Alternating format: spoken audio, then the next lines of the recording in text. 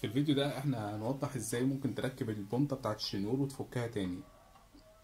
اكيد هي حاجة سهلة، بس في ناس كتير ما بتعرفش تعمل حاجة زي كده، او لو حد مبتدئ وشاري الشنيور جديد ممكن يكون ما بيعرفش يفك او يربط البونطة تاني. هوريكم ازاي بتفك وتتربط البونطة. الشنيور المفروض لما بيجي معاه المفتاح ده، بيجيب المفتاح بتاعه وتركبه هنا وتفك لغاية ما بنوسع المكان ده ويبقى على قد البونطة اللي تدخل فيه، ونثبتها كده ونرجع نربط تاني، وبعد كده نقرط عليه بالمفتاح.